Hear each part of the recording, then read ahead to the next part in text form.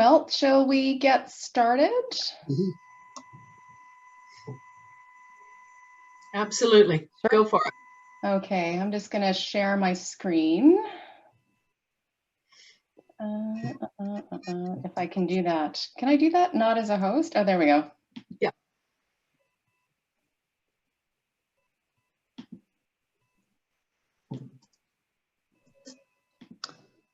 Perfect.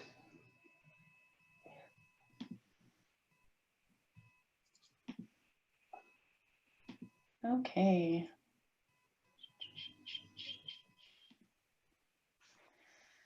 So welcome everyone to Squash BC's webinar on building a welcoming and safe environment to attract and retain females in squash. I'm glad that so many of you could make it. We've got, I think, a few really exciting stories to share, both from a national perspective and from different parts of the province, and ranging from pros to volunteers to facility managers. And I just wanted to thank Squash BC for connecting with me to ask me to moderate this event. I feel very privileged to be able to support this work, and especially since I've just come back from Nunavut. So it's great to kind of jump back in to the squash community here for sure. So I'll just maybe do a quick intro of the panelists, but I wanted to give you just a real high-level overview of what to expect for tonight. What's going to happen is we'll do our introductions. We have 4 panelists that will be speaking tonight, and what we're going to ask all of you to do is if you could put in any questions that you have for the panelists or Squash BC into the Zoom chat, and Corinna is going to keep track of that, and we're going to do the question and answer at the end once the presentations are finished. And Corinna will actually read out the questions, so we're not having to kind of bump into each other kind of virtually by asking questions. So that might be a little bit more of an orderly way to do it. So that's the plan. So I'd like to introduce just very quickly that we have Tara Mullins from Squash Canada, Giselle Delgado from Vancouver Island, Dara Sklar, who's based now in Squamish, and Sandy Reimer, who's in Vancouver. And from Squash BC, we have Nancy Thompson, Corinna Lynn, and Shelley. Shelley, I'm gonna just totally block on your last name. Crap, should have written it down. O'Neill. O'Neill. I should know that from seeing draws. Or Neil. Anyway, so what I would like to do is to let the panelists give a really brief introduction of themselves to you, starting with Tara. Oh, sure. Hi, everyone. I'm Tara Mullins. I've been playing squash for more than 20 years. I played originally in Montreal and went on to play in Ontario, played for McGill, and then played professionally on the PSA Tour. And during that time, I also worked for Good Life Fitness. And in that role, I started off as a squash pro with 80 squash players and eventually became the director of squash, hired over 40 squash pros, and we had an average of 8,000 squash players in 11 geographical locations. So it became more of a strategic operations role with multi-level programming and working with target markets in different areas of Ontario. And currently right now I'm working for Squash Canada as their project lead on their gender equity and transformation, female engagement and gender equity project. Great, thanks Tara. No problem. Giselle, could you just give a quick intro? Yeah, I'm Giselle Delgado. I am a level 2 squash coach based out of Cedar Hill in Victoria, BC.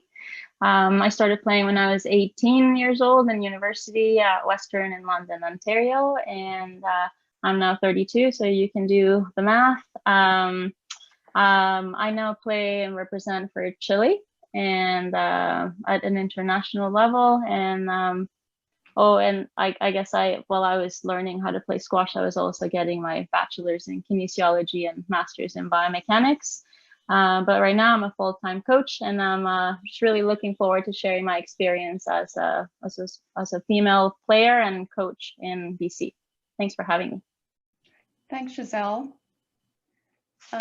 Dara, could you introduce yourself? Yeah, those are big shoes to to follow.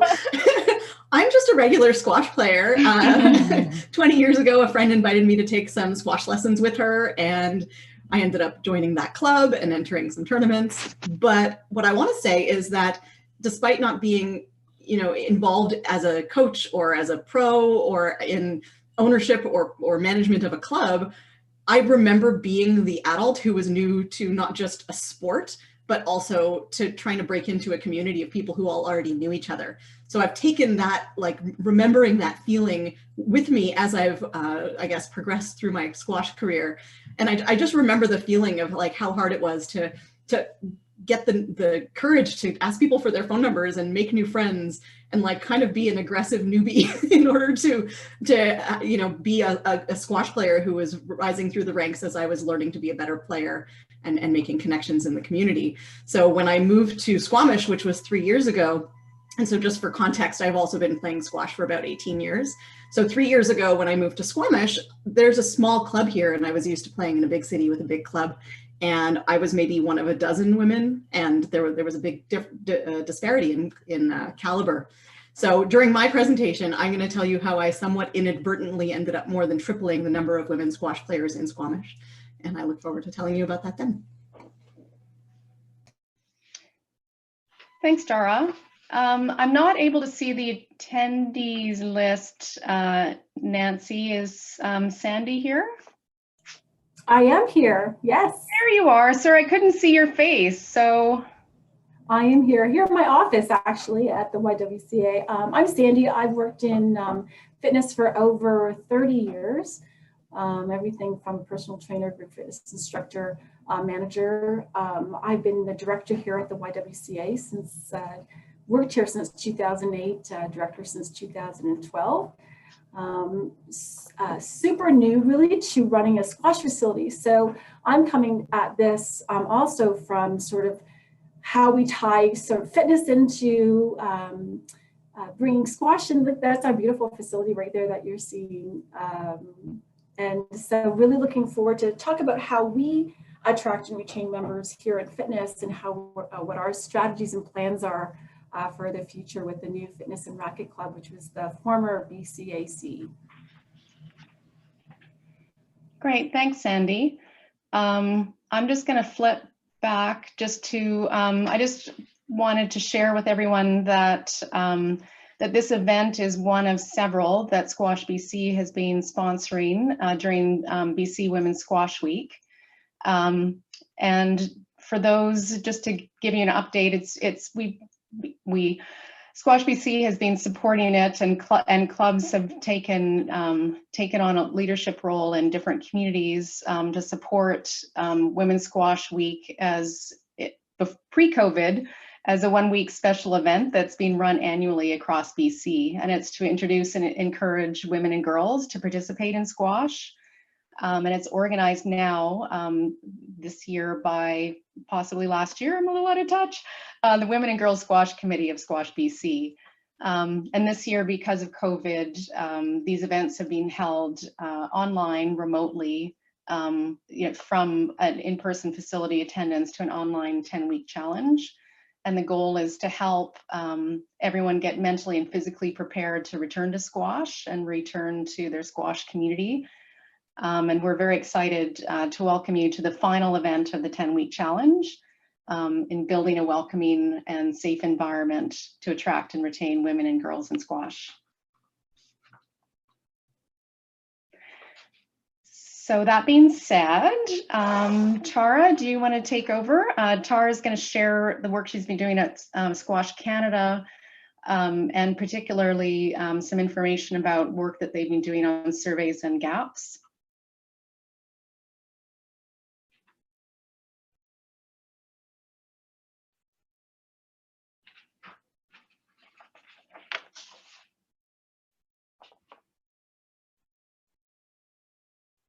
There we go. Just was trying to get off mute when I shared my screen. I lost that capability. Okay, so thanks Anna, and then hi everyone. Thanks for having me. As I mentioned, I'm working for Squash Canada and their project lead for the Female Engagement and Gender Equity Program. And I saw some familiar names on this call that were on the last call in October of 2020, where I did a larger presentation. So this one is more of a high level, and it's condensed. If you want to view the entire presentation on the Female Engagement and Gender Equity Program, it's on Squash Canada's website, and it's also within the strategic plan, which is on the website as well. And I have some links further on in the presentation.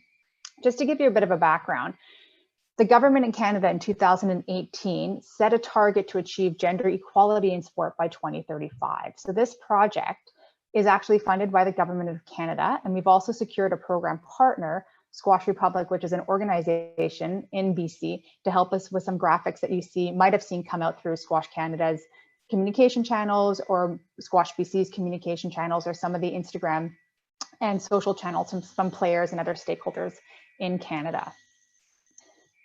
Okay, so wanted to just start off with equality versus equity. And I'm going to read a definition from Canadian Women in Sport, just to give you the difference between equality and equity. So equity is the process of allocating resources fairly and addressing any imbalances in the benefits available to people of different genders. So I really like this picture because in the top row, all participants are given the same resources, and likely their needs and interests aren't taken into consideration, and they're given the same starting line. As equity is providing resources to each participant based on their needs and interests, and a focus on the finish line. So it defines a little bit in terms of squash, for example. If I give you an example, if you take a league which has the same format for men and women, I would question at this point if we're actually providing equality or equity in those league formats, and if there's a different way that we can actually maybe reframe it or restructure programming to making it a little bit more equitable for women and females to join into programming. So a little bit about the project. It was launched in 2019, and the aim is to increase participation of women in squash in all levels and all roles. So what we are looking at is participation rates, we're looking at barriers to participation, we're looking at retention and recruiting strategies. And we started off with a national gender participation survey. And in that, we found that many gaps in participation of women and girls in squash. And I've put 4 up here on the screen. However, we have about 10 to 15 gaps in our strategic plan. And the 4 listed here are about Canadian coaches. So only about 25% of Canadian coaches are female. And I actually can't see the entire bullet points on the screen because the Zoom is on the side. Our largest female playing gaps are between the ages of 20 and 50. There's a steady decline in participation at the age of 10, with the highest participation dip at 16. And that's not unlike for other sports as well. So that's pretty consistent across the board in sports. And our largest participation opportunities are in the open A and E levels. So what we've done in this project is we've tried to create programming to start to fill those gaps. And you might have seen some of these advertised in different provinces or promoted in different provinces. So we created a women in officiating rules clinic, an all-female coaching clinic, and all-female women's in development training, open A and B levels. And what's not showcased on this screen is an all-female junior clinic that was supposed to be in Quebec, but closed down because of COVID. And then we also did a leadership development and training program to bring 2 females, one from Yukon and one from PEI, into the coaching clinic that you see on this screen, providing opportunities to females in areas in Canada that may not have in coaching instructing course for them to get their skills and to develop their skills, or may lack females role models in their areas. I should also mention that some of the common barriers that we discovered in our survey were lack of female coaching role models, lack of a supporting environment, and lack of all-female training and development opportunities. So from there, we went on and identified 8 gender equity opportunity areas. So I've already talked a little bit of the ratio of male to female players and officials and coaches. Some of the other opportunity areas we discovered were governance. So only 31% of our PTAs across Canada address including women and girls in leadership and participation. So that's a gap that we found in an opportunity that we can look at. All-inclusive female communications, languages, imageries are also opportunities across Canada that we can start to improve on. Identification of role models and all female training and development opportunity and all female programming will likely increase participation from females into squash. The last 4 opportunity areas that we also identified were male allies, which are great and would be very helpful if we can identify them across Canada to help the people with, some male allies have power in terms of bringing more females into sports. If we can connect with those, that would be great. Funding was a big opportunity. So we developed the Women in Squash Encouragement Fund and provided funding across Canada. If you've seen some advertisements for that, so people can actually develop initiatives in their areas to raise the level of female participation in all levels and all roles, not just in playing, but in officiating and coaching. And then we also saw the opportunity with sharing information and successes. So the community is great in sharing successes, mostly what we've seen of high profile, high performance players and winners. But it's also really important to recognize the broad participants that participated in programming. So not just providing recognition to those who won, but for everybody who participated, which is a great opportunity area because those people need to be recognized to actually continue to play in the sport. Okay, so from there we went on to develop our strategic plan, and I'm going to read what our intent is. So our intended impact is to create a supporting environment for female engagement in squash, leading to sustainable programming being made available to women across the country. And in our strategic plan, on the bottom left-hand of the screen is where you can find the full plan. It's about 10 or 15 pages, and it's all drawn out in terms of all the activities that we're doing. So all the gaps and all the gender equity opportunities that we identified are looped into 5 pillars. And the 5 pillars are operational excellence, community engagement, professional development and training, events and activities, and showcasing and sharing successes. And we have short-term and long-term goals for the strategic plan.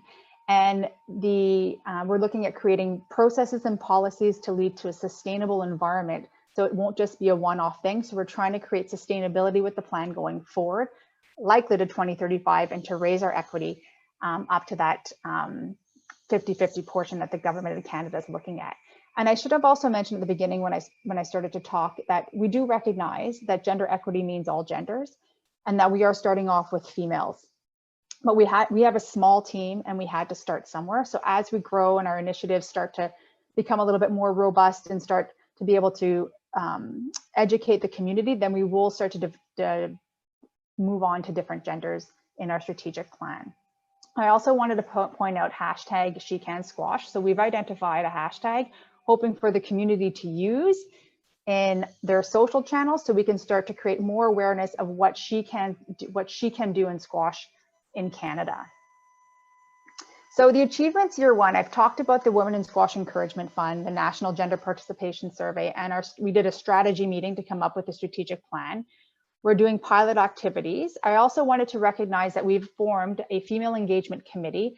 It's 7 very enthusiastic volunteers from across Canada. That it's a working committee. They're putting in a lot of time to help push our initiatives forward and to push our implementation plan forward and all the different initiatives and activities that we're doing. Mostly in this particular first year, what we're going through is about it's about creating awareness in the community regarding gender equity. And year 2 is about educating. So hopefully seeing different stakeholders in different areas of Canada starting to develop their own gender equity initiatives in their clubs and in their provinces, as opposed to it being, that would be our outcome at that point. I also wanted to mention our mentoring program.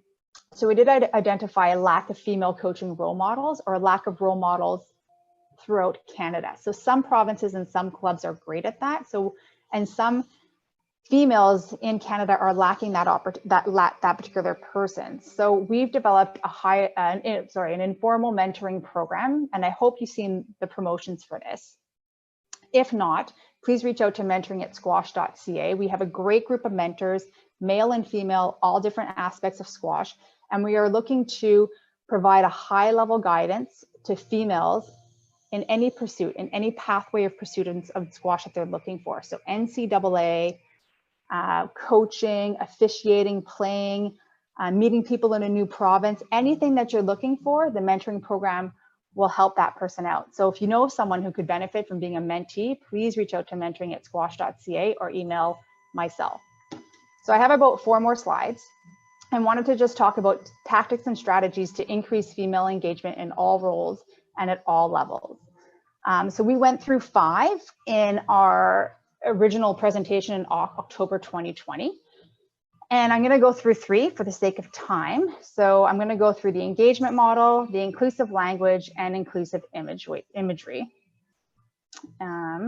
Moving on. So the first is the engagement model.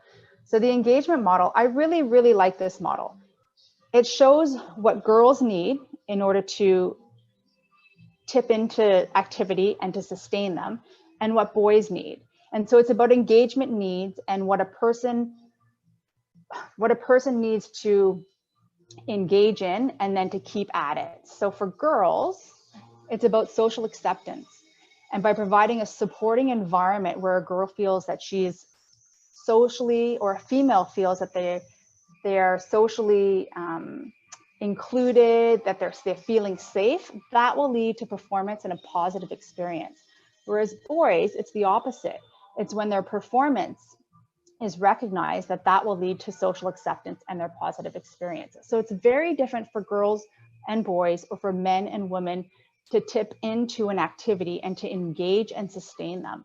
So I encourage you to go back and look at the ways you may be approaching females and males to join your activities in all levels and all roles in squash, and see if there's a different way you can approach in order to increase more females engaging in whatever you're trying to accomplish.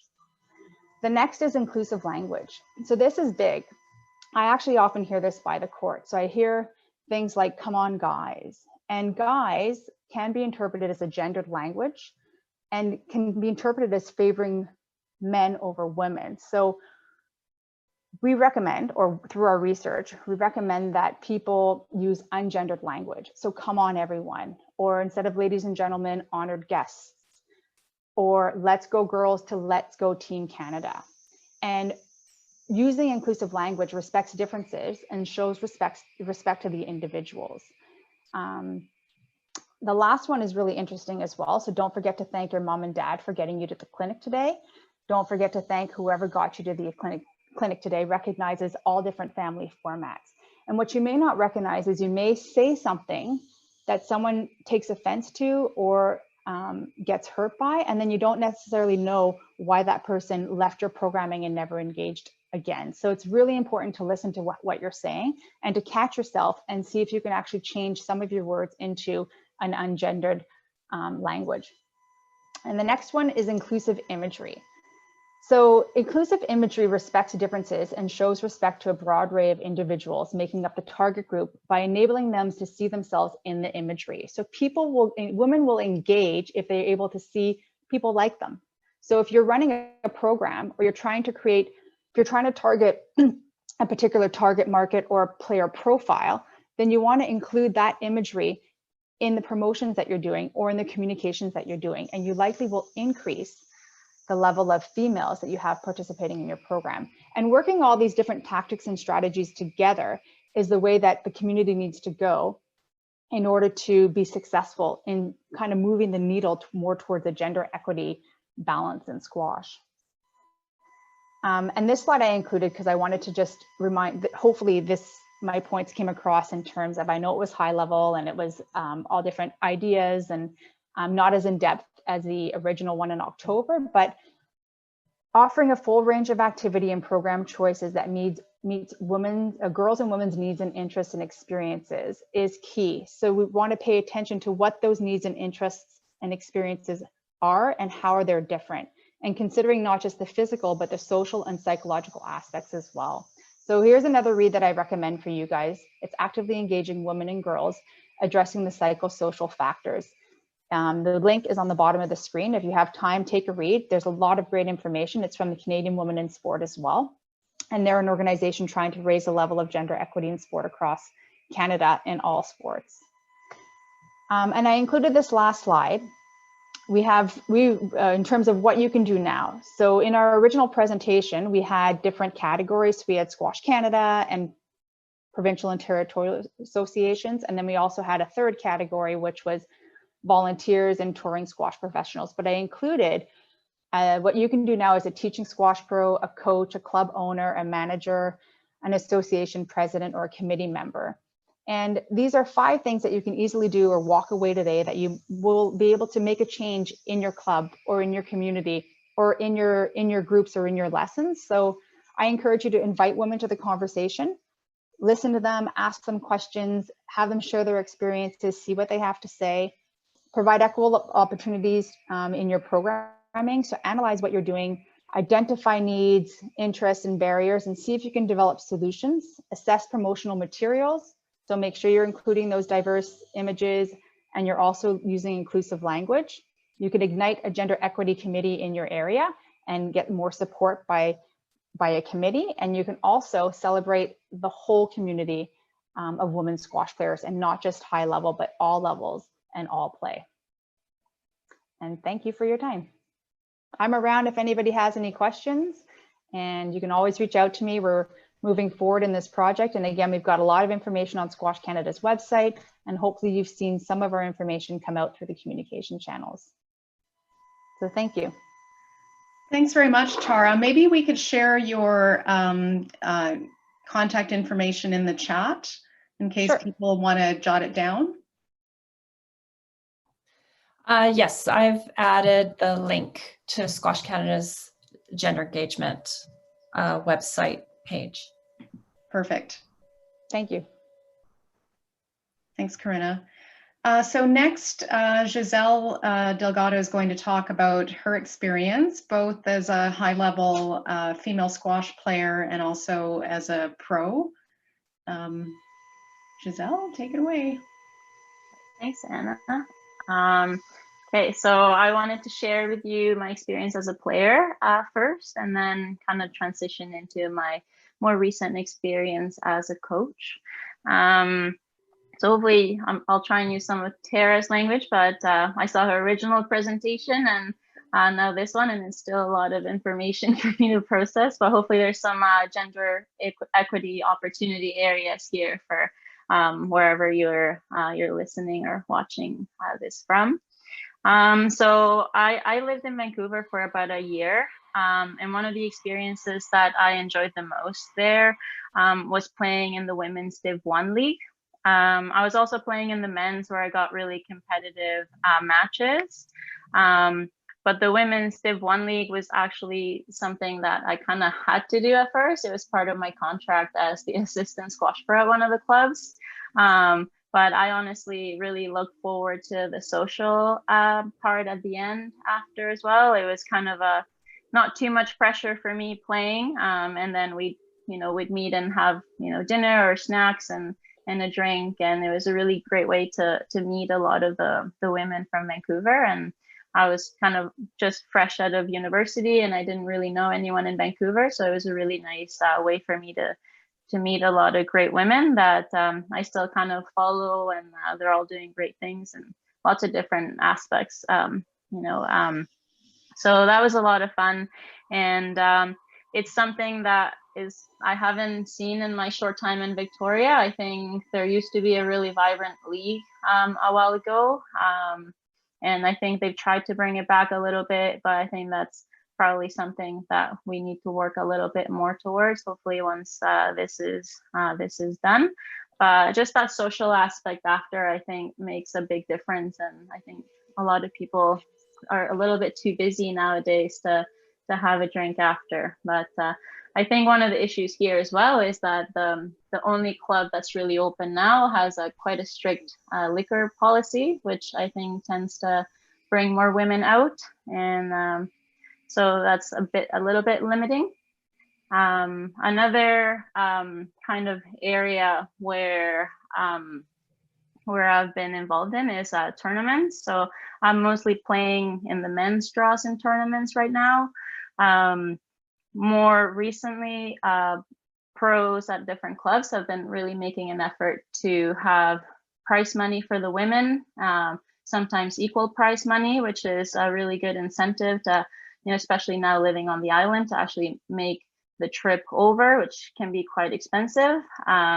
So even just to cover the cost would be enough incentive for me to go and like participate in the tournament.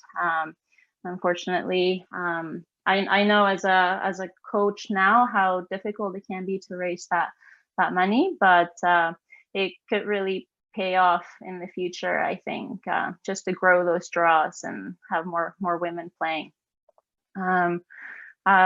Something else that was really nice when I was a couple of years ago, I think Jericho did a women's PSA event. That was really great to see. I was trying to make it on the PSA tour at the time, and I found it really challenging to attend enough tournaments to even maintain my ranking. So it was really nice to actually have a tournament that I could get to, and didn't cost me a fortune to play one match, because once you're done one match, you're done. So that was quite discouraging. So it's nice to have one here. I think that could be quite inspiring for other women to see, maybe juniors get more girls playing, or women coming out to support the women playing. I think Evergreen did an exhibition maybe 7 years ago that I went to, just watching. But I think Sam Cornett was there, one of the top Canadian girls, and a couple of top Australian girls or women. And it was really cool to see that, because I'd never been really to one of those PSA tournaments, because that was a while ago. So I think that got a big crowd out and a lot of women watching, and they've done that here in Victoria as well. And I've heard that women really enjoy that. So I think that'd be something that might be worth kind of the investment. But I know that can be costly, especially with, all those tournaments are in US funds. So I think exhibitions are a good way to get more women out and inspire them.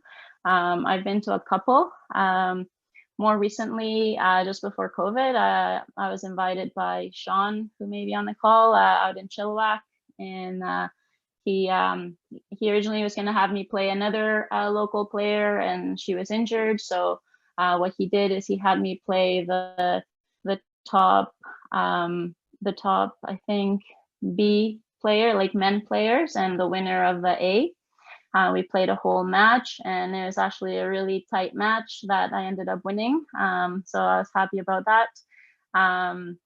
But it was really nice getting all the members coming up to me, men and women, and saying how they really enjoyed watching me play, and especially seeing a woman beat those guys that tend to brag, I think, sometimes. So I think they really enjoy that. And it was really nice to also meet all the members of the club. They were really welcoming, and plus Sean was kind enough to gather some funds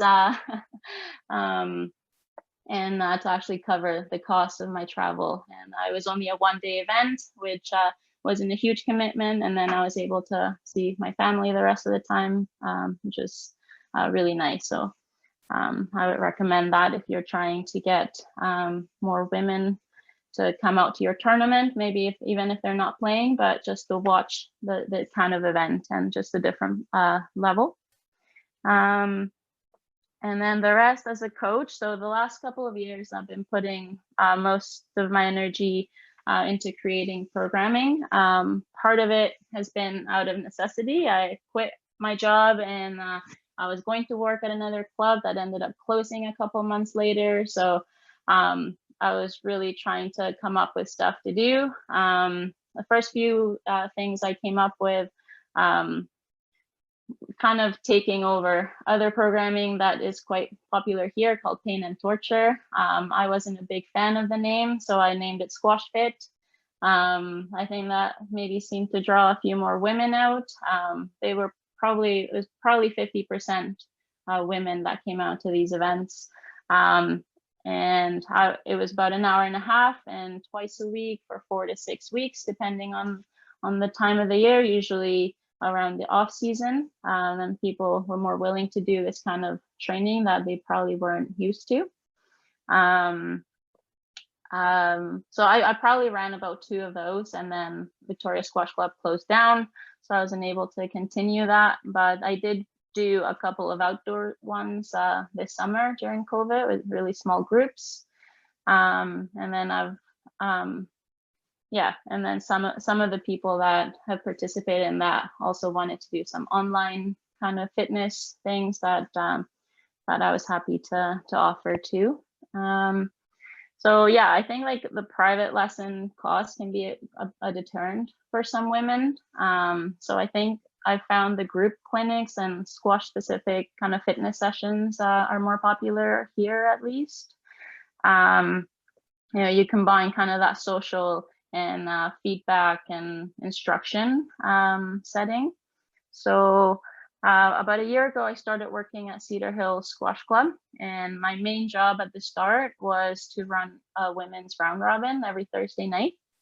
And apparently this has been offered for many years at the club, so it's quite established. So it was quite easy for me to kind of continue.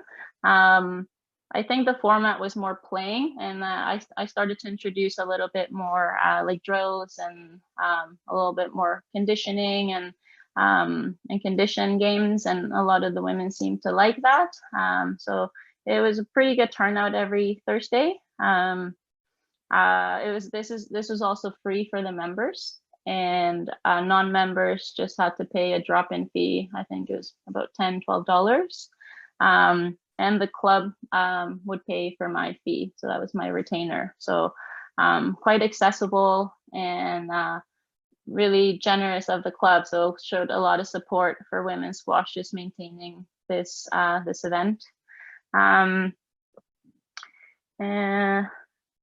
Yeah, so from these Thursday night sessions, I started to notice the kind of appeal of the drills and all these things. So there seemed to be kind of more need for it, and so I started offering kind of a just to kind of clarify the transition into the Thursday night. The rec center offers an introduction to squash night on Mondays, and it's a 6-week program where anyone in the community can sign up and they go try squash. So they learn all the basics. So once you've done that, then, you know, if they ask, how can I play more squash or what can I do? Then we would tell them, you can come to the Thursday night round robin, there's a coach or whatever.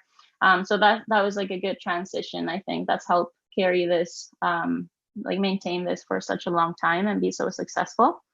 So after seeing this need, I started to do like a Sunday, once a month drill sessions for women, and they were quite popular. I would even have like a wait list sometimes for them. I would get 3 courts and max 3 women per court, and I didn't have to pay for the court, so that was also very generous of the club.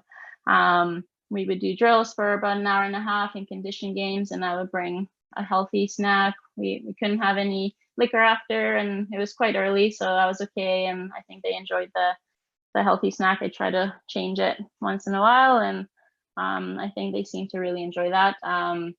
The levels, there was a need for 2 levels, I found, so I did add another night.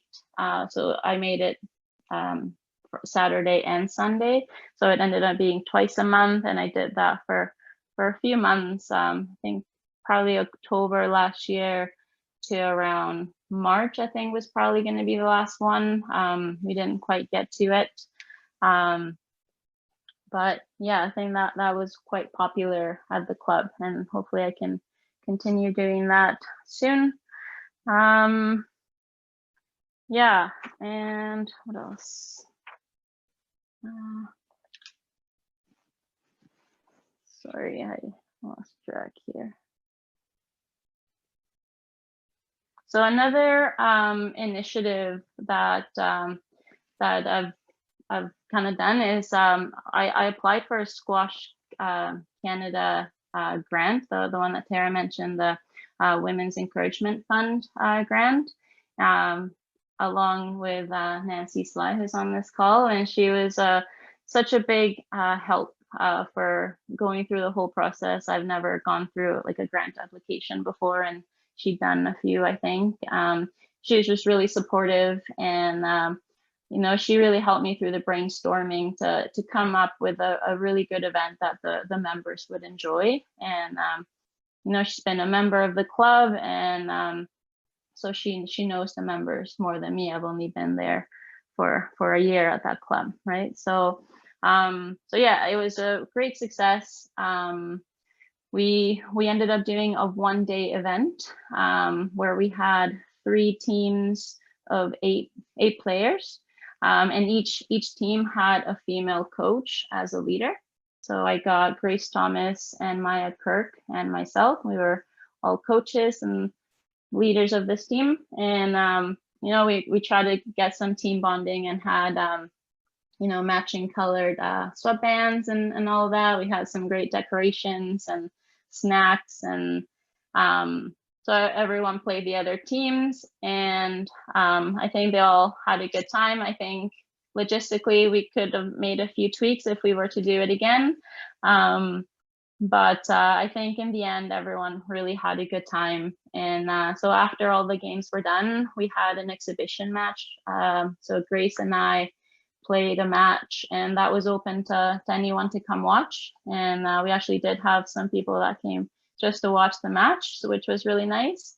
Yeah, it was a super tight match. I think we both had match balls, and it was just like really exciting, really exhausting to play. But yeah, it was a really awesome day. So really great opportunity from Squash Canada and Government of Canada to offer up this grant. Yeah, so lastly, another effort that I've kind of that's been on my mind is since Victoria Squash Club closed, I thought there was quite a few people that kind of were in limbo. You know, the Cedar Hill Squash Club was full, so they couldn't become members of the club, and so I really wanted to keep them involved. So they used to have a once a week drop-in that started out as a women's drop-in, and I kind of invited them to the club. They did have to pay a drop-in and a small coaching fee if hopefully they had enough people coming. But I think that was nice to get them a little bit feeling more part of the community. And I have all their emails, so my kind of I've tried to create this big email list where I can reach out to everyone, you know, kind of once a week. So I did create this, I called it the weekly slice, and I would come up with an email with a lot of different information, like not just local, but, you know, squash tips that I would find online, and I would send it out to all my contacts basically. So I thought that was a good way to keep, you know, women and just really everyone in the community kind of engaged. I think I sent out about 25 emails. Like every Friday I would write an email that probably took me about 5 hours to write. And I had to transition eventually into a monthly slice, just called the slice, just last month. But a lot of people had thanked me for taking the time to make it. And so that kind of makes it worthwhile. But yeah, I think if anyone wants to subscribe, you feel free to do it. And yeah, just to wrap this up, for my part, I want to thank Squash BC and Squash Canada for their efforts in supporting women's squash and for inviting me on this panel.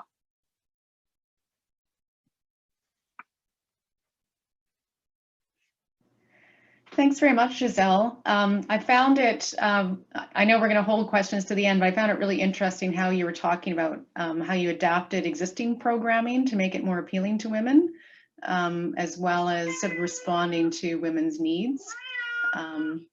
And with that, and because my cat is crying in the background, I'm going to pass it on to Dara. Hi there. So I find it really interesting to be invited and included in the panel, because the other speakers are really involved as professionals, whether it's at the level of play or at working within certain clubs.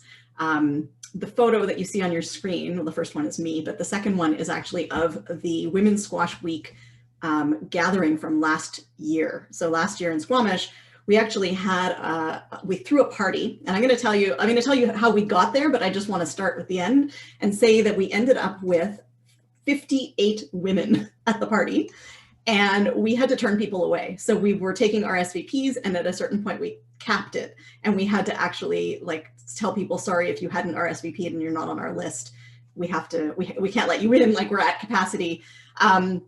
So I'm going to back up and tell you kind of how things started for me. And again, I'm coming to this from the perspective of I'm just a squash player. I'm just a squash player, but I also have a degree in marketing. And so when I'm involved in the organization of something, I can't help but see it from the perspective of how could this process go better for the outcome that we're looking for. So here's what happened was 3 years ago in September, which is when Women's Squash Week happens, I moved to Squamish, which is a small town, and I didn't know very many people. I was already an established enough squash player, and I knew a few players, so I kind of showed up at the club, but there was no welcome wagon. There was nobody to, I literally had to chase them down to pay them so that I could start playing, because the way that the club is structured is that you basically start on October 1st and you pay for a whole year.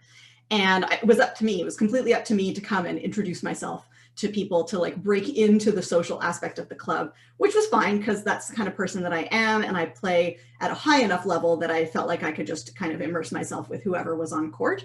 But I can imagine that as a lower level player or someone who's maybe just kind of curious, that's not an environment that's particularly welcoming.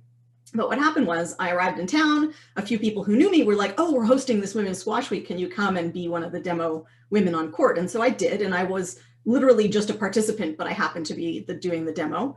And I think they may have brought someone in from Whistler for that, a second woman in from Whistler to play with me. And then fast forward for 12 more months, and now I'm fully established at the club. And this time, again, I was kind of invited to help out with Women's Squash Week at the last minute. I wasn't at the grassroots of it. I was just invited to show up and do another demo. And I did that. And that time I was much more aware of what the programming was. And the club at the time, and I think the backstory is important because the transition to what we ended up doing with having this party is really relevant.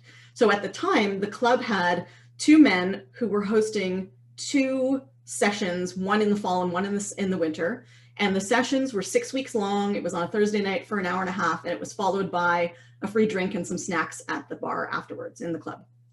And those sessions sold out, but it always sold out to the same people. It was always sold out to the other beginner women who were at the club. And so they were getting better, but there was no fresh blood being brought in. And it was all run by volunteers, the guys who participated. They came and they sat with the women afterwards. But there was no, because of the size of the club and the way that the club is structured, there was nobody who was gathering a list of drop-in players or, there were members, but the club had a list of members because they were paying people, but there was no gathering of information that we could then use in the future to be in communication with interested players, let alone interested women. And when I started helping out with the squash tournament, I went into Sporty HQ and I was able to download the historical data of all of the people who had previously played in the tournament. And from that, I extracted the women. And so I had this list of women who had come to play in Squamish, and I started compiling essentially an email list of women who played at the club. And so I just had that in kind of going on in the background. And what I noticed at the second Women's Squash Week that I participated in was we had probably a dozen new players who came. So they were friends of people who were members of the club. There wasn't any kind of advertising done. So there were these dozen women, and they were all like, oh, that was so much fun. We want to know more. What can we do next? And nobody had thought further than that day.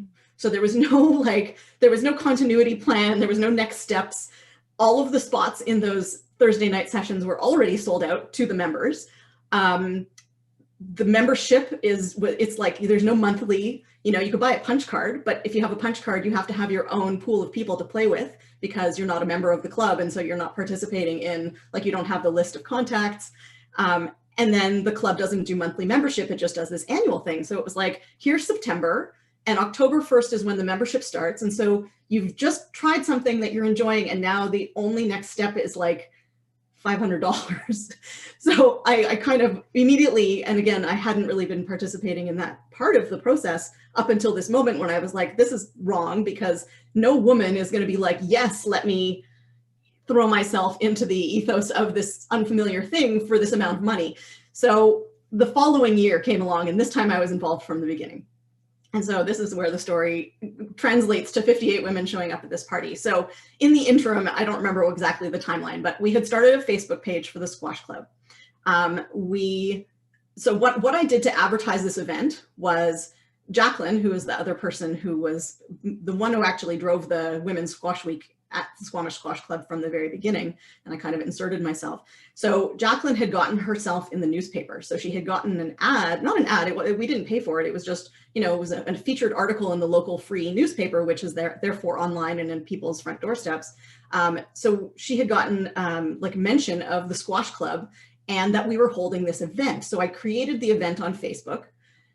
And then I boosted the event to women of a particular age range. I can't remember, I probably chose like 20 to 45 or 20 to 50, or I can't remember exactly the age range, but I threw $20 at it. And people started RSVPing, yes, maybe, and I was messaging them and asking them for their contact info. And then I was following up and I was like pumping people up about this event. And we had wine.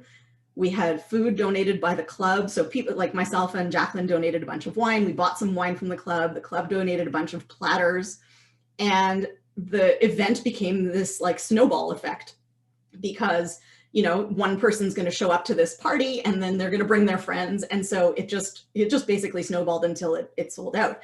But the key was that once we have all these women, we not only have them there at the party and showing off kind of squash, and also showing them that there's all these potential people that they could play. Like all of the pool of people is being handed to them.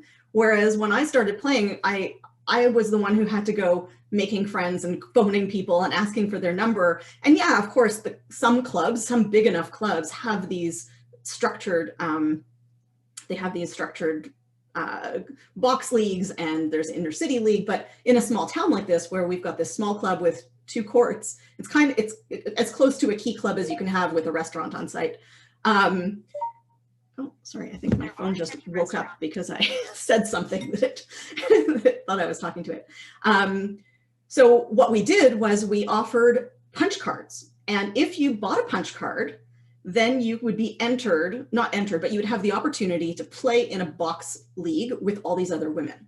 So what happened, and I arranged a special deal where the punch card, which was $45, and it entitles you to 5 visits. But if you bought that punch card, you actually could play all of your box matches for free. So you get 5 visits to the club, and any of your box matches that are arranged, those ones don't come off your card. So they were basically getting like twice, they're getting this, like they're handed a bunch of people to play. They're given an incentive to buy. And how many did we sell? We sold 32 punch cards. So of the 58 people at the party, not everyone was brand new to the sport, but we sold 32 punch cards, which was 32 women interested in playing. And I had 40 women sign up for the league. Now, not everyone was at the party, which was why I was collecting everybody's contact info. So, I mean, I'm just emailing them from my personal email. I'm like, hey, I'm your friendly squash coordinator person, and ended up getting, so we had 40 people in the box league the first round in the fall. And I have the numbers here. Oh, I'm sorry. 41 participants, and 9 of them were members, already members, like from those women who were already members. And then it was really popular, and there's some fall off and stuff, like as there would be regularly. In January, we had 35 people sign up for the box league. And at this point, they were not using their punch cards. They had to like actually pay to play. And of those 35, that was 7 new people who hadn't been in the previous round. So it was just this really, it was a great realization, because I think why I structured it that way, why I asked the club to kind of gift, like if you buy the punch card, then you'll you'll get this kind of double that you can play these matches for free. Why I wanted to do that was because I knew that there was this gap between starting a sport and like having people that you could play. And if that gets handed to you, if you break down that barrier, then there's a big opportunity. I mean, we have some other benefits of Squamish, which is that the population is really young, really active. And when it's dark and rainy and cold in the wintertime, people want to find something active to do indoors. And so this is a really great option. The club, I got a message from the club manager in the first maybe a month or two in, and I didn't really have much involvement in, like, I'm not involved financially, but he actually, or in the finances of it, but he sent me a message and he says, this is the first year the club is in the black after however many years. So there was a lot of, a lot of things all came together for this to be successful, but that is my story as to how things kind of inadvertently blew up in the women's squash department. I've had some really great ideas as to what we can do in the future. We have a couple of top players here who, I mean, I'm the third of the 3 top women, and there are 2 women who would play probably more at the open level.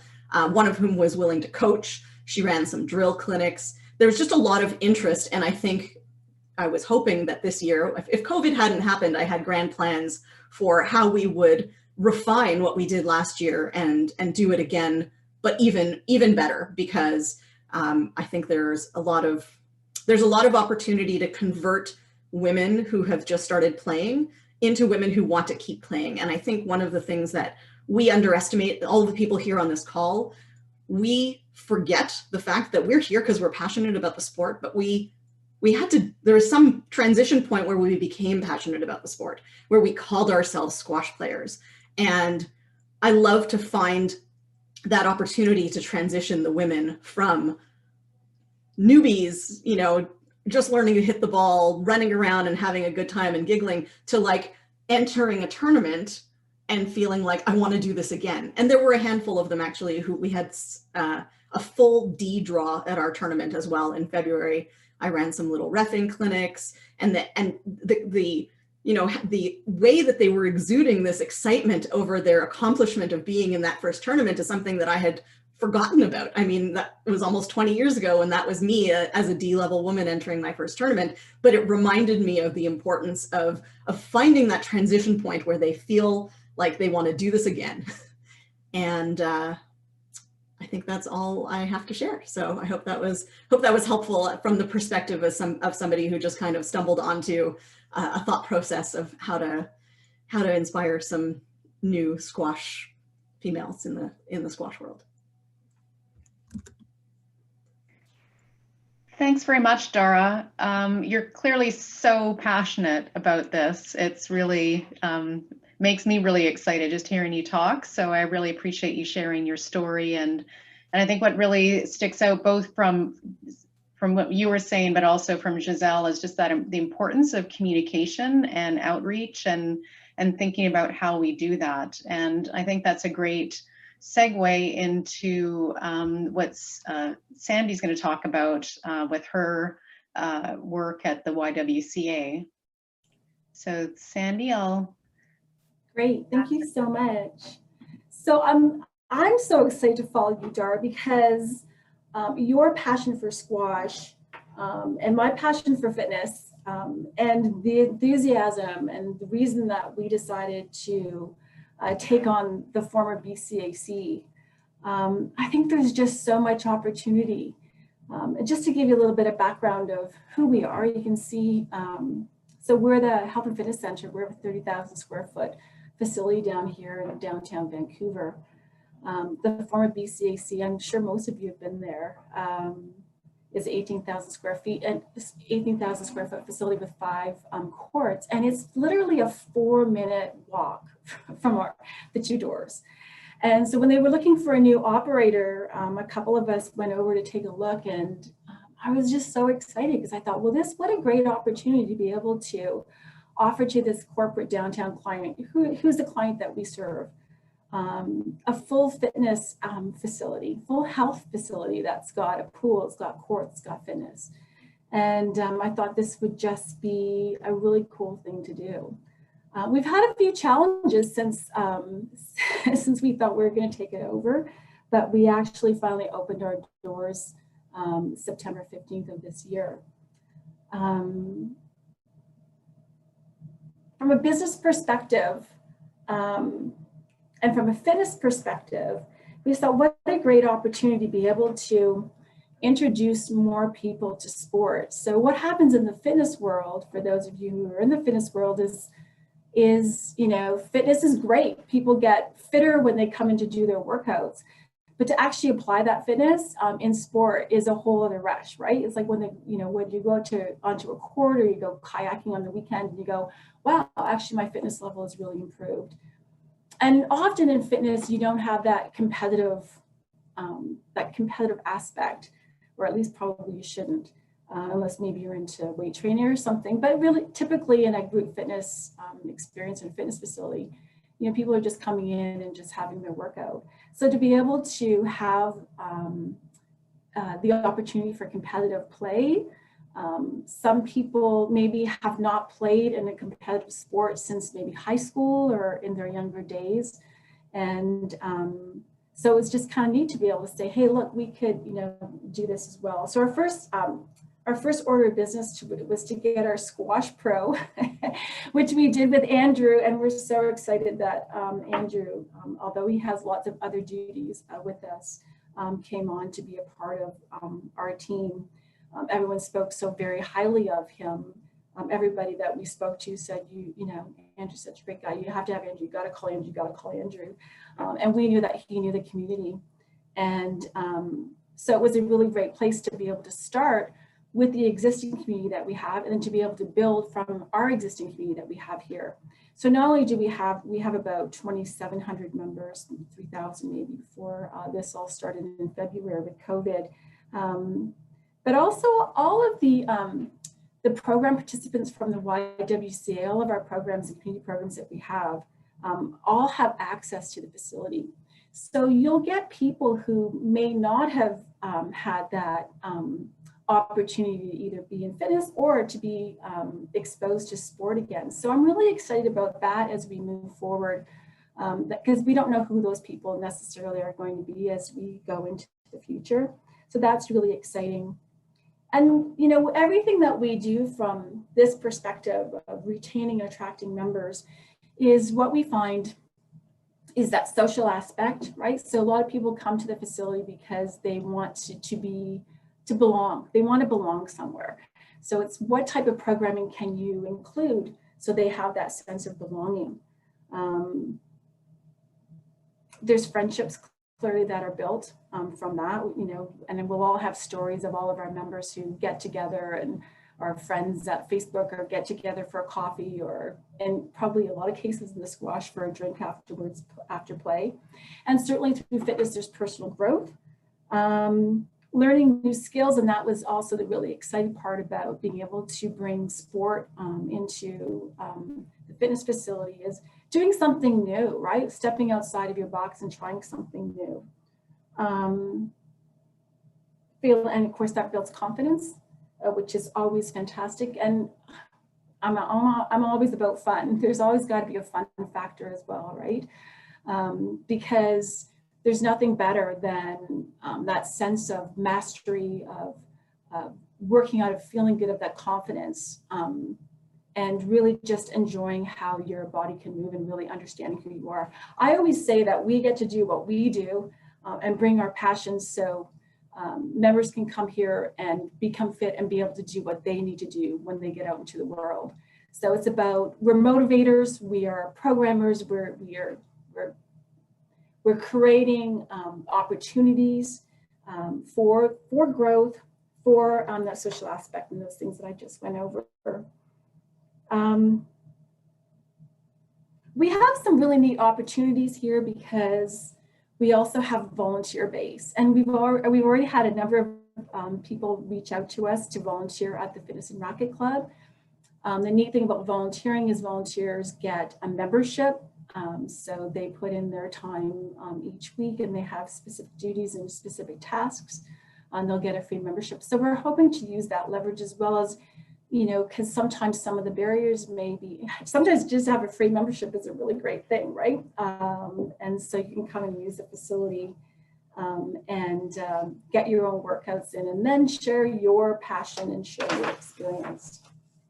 One of our real focuses on our business strategy is on retention.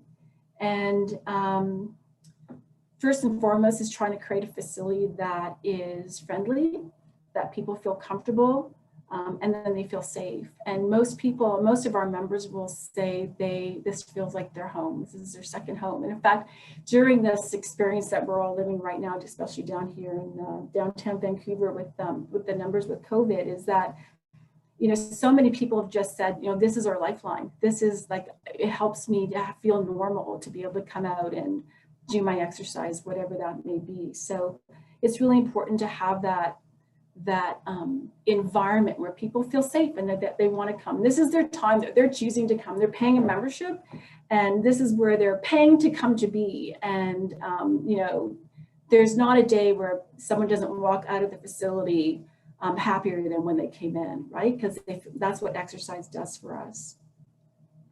We really encourage a lot of member feedback. So we have member comment cards. We have online comments, so we can find out how what we're doing is working and how we can do it better.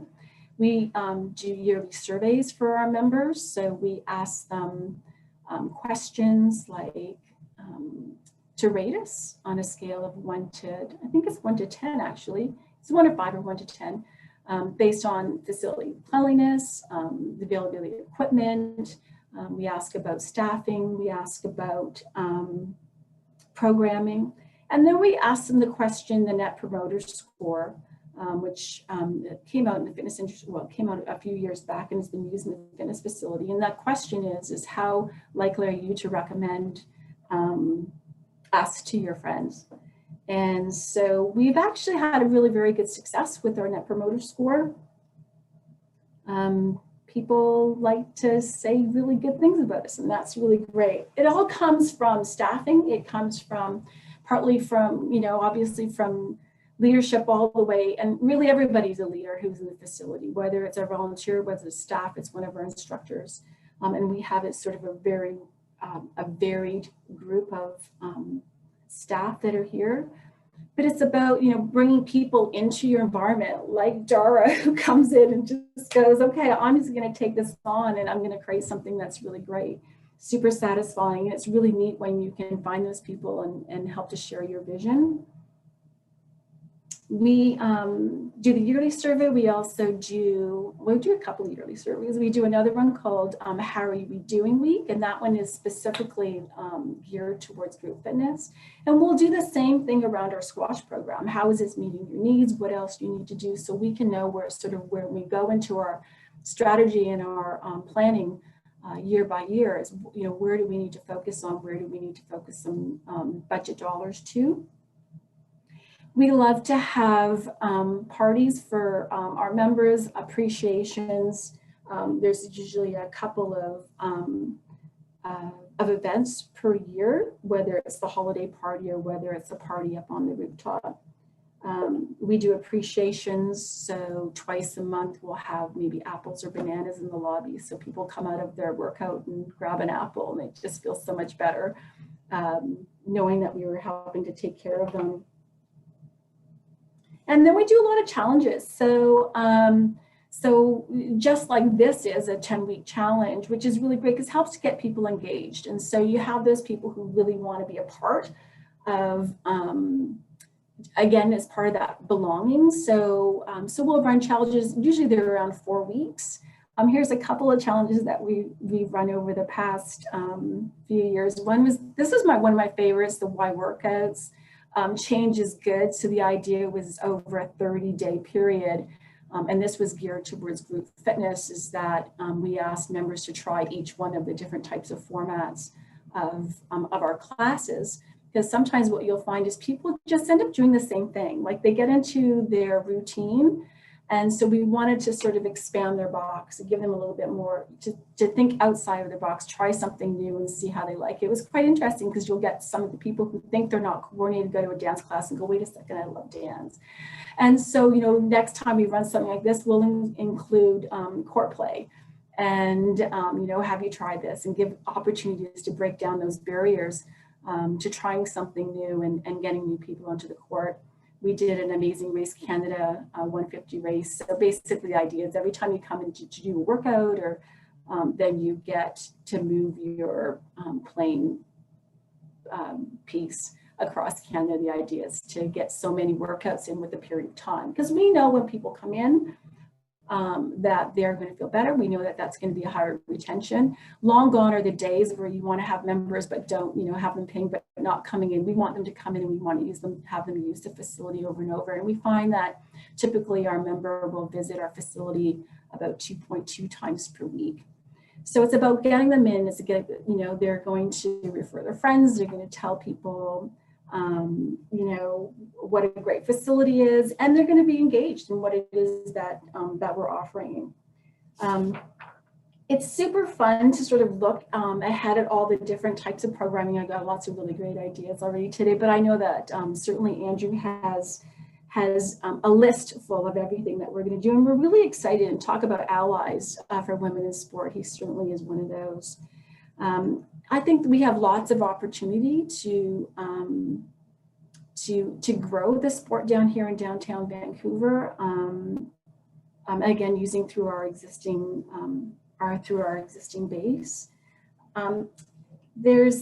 So the focus right now is like who we are, that we're open, we're ready for play. We want to introduce new players and we want to make sure that the existing players are really excited to be back and being a part of the YWCA.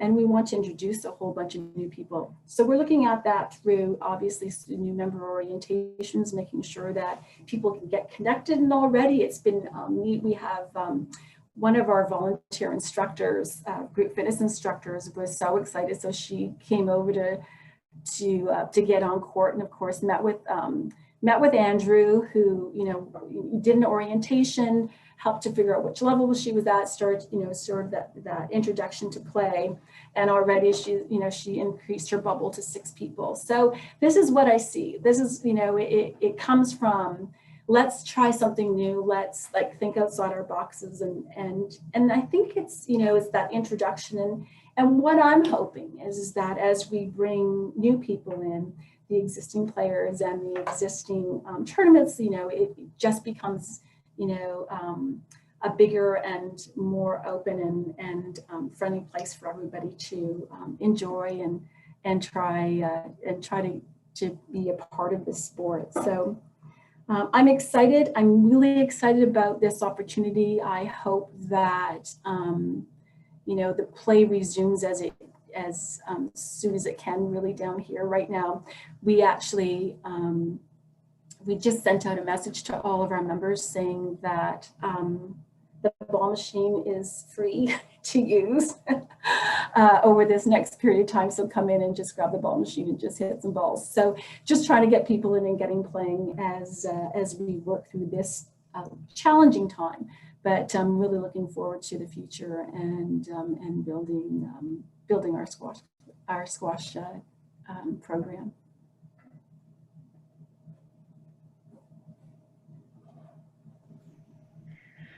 Thanks very much, Sandy. I was really hoping that I could grab my YWCA towel that I got as a membership thank you when I was a member of the Y Downtown, but it's somewhere I didn't want to run away from my computer. But yeah, I really appreciate you sharing so much of the work that the Y is doing, and especially how you're going to be integrating that into the squash program, or I guess on the other end, sort of integrating squash into your larger facility and the programming that exists. So I really appreciate that. Thanks.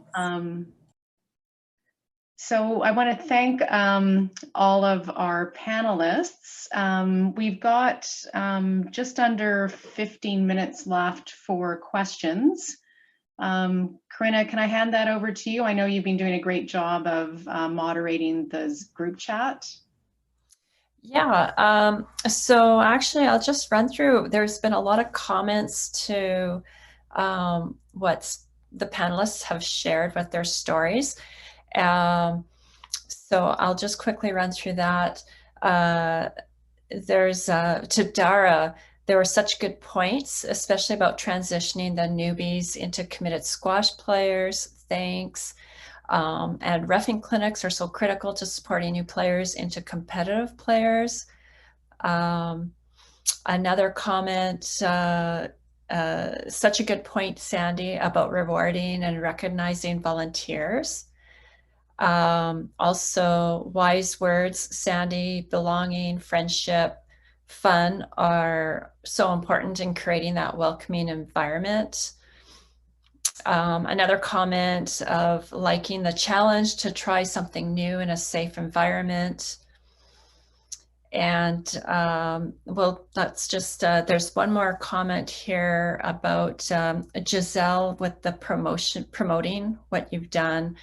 You did a wonderful job of utilizing the resources of the club, listservs, Facebook websites, the friendliness and example that attracted many of the women to your programming, supportive, fun, and inspiring, and clearly worked hard to build a session that built on what happened in the previous one. So moving on to the questions, this one question for Giselle from Andrew is, did you need to do much advertising to get participants for the various programs you have organized? And if yes, what methods did you use to promote them? So for the event, like for the, we called it a squash booster from Squash Canada, the Squash Canada grant. We didn't have much trouble getting all the participants, honestly. It filled up quite quickly. Everyone was quite excited. For other programs I've run, like Squash Fit, I have tried posters, but people just kind of skim through them and they just look at the picture, and I don't think they really read them. I think just having a good email list helps a lot, and I've found Google Forms to be really useful because, you know, people just click and, you know, just enter your name, especially if you make it really simple and short and quick. And it's a really good way to keep track of who signed up when, especially if you have like a limit of people to sign up. I mean, that's been probably the most useful. I've used Facebook a little bit, and then the next best one is just talking to people at the club and asking them if they saw the poster, and just kind of poking them quite a bit, and then getting them to fill out forms and stuff. But yeah, that's all the advice I have. Thank you, Giselle. The next question is for Sandy from Shelley. What about the physical aspects of a facility? I guess the question is, how clean are the courts and change rooms, and is that more important to women than men? I think it's actually very important to women. We're really excited about this brand new facility because $1 million was just put into it by Hudson Pacific. So I don't know if you noticed as I was chatting with the change rooms are all brand new and look beautiful. Showers are really important. Of course, you know, women, there are some, don't get me wrong, there are definitely some men who notice as well, but I think that's important. I think that, you know, having those extra little touches where people come in, they kind of feel like they're just in somewhere special. You know, this particular club feels a little bit like a 5-star hotel. You come in, the locker rooms are beautiful, and there's a steam room that's in there as well. So I think it's really important. Cleanliness is, you know, I mean, we used to kind of back a few years, you know, really talk about that in our marketing, that we're cleanly or clean, but I think that it's a real expectation now. I think that especially now, but I think that women do definitely notice that for sure.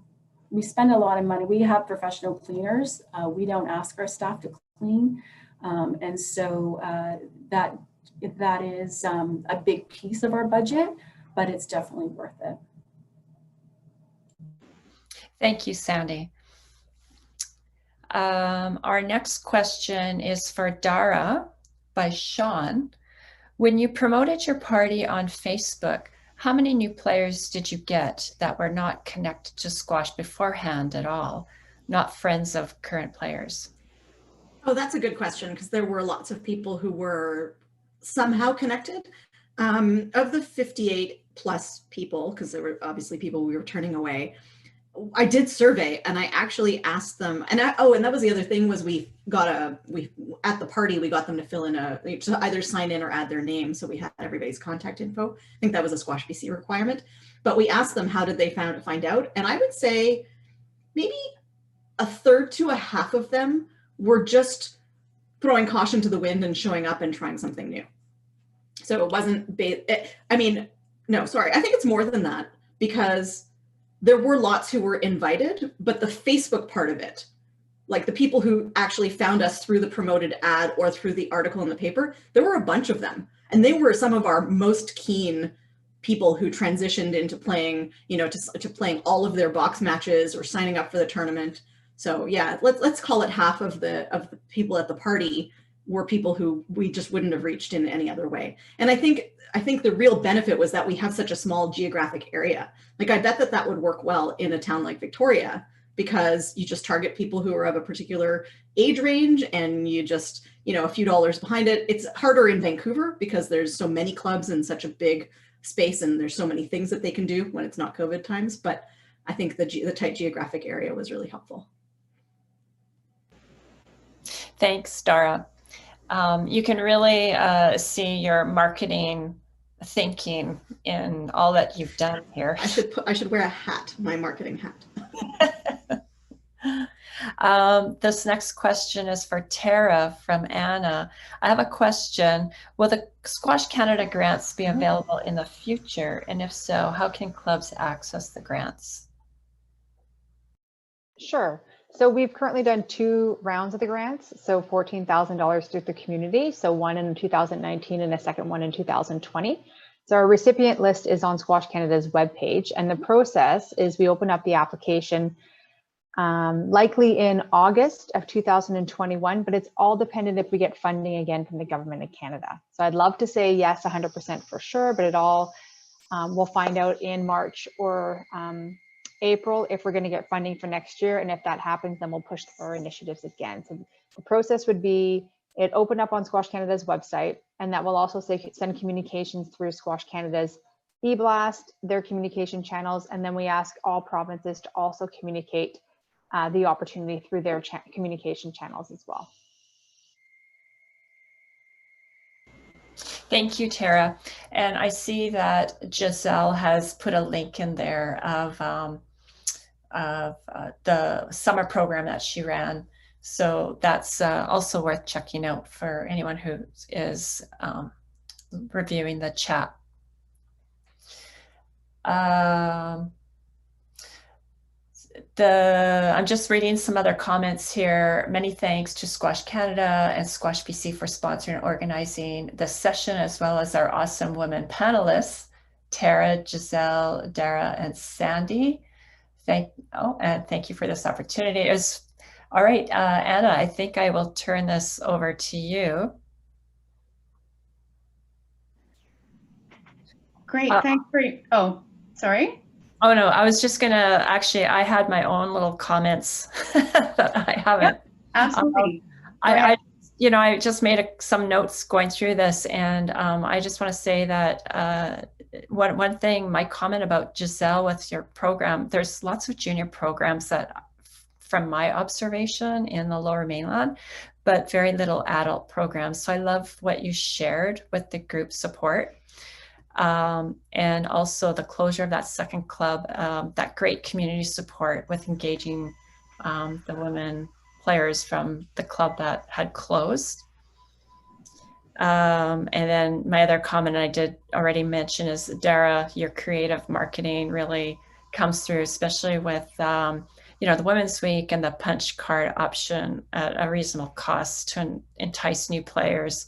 That was really motivational.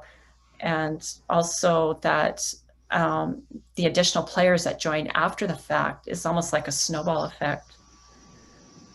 And my comment with Sandy is you know, hearing what you say, you know, what you shared with us about the, you know, welcoming environment and the business strategy of business retention, a facility that is friendly and safe.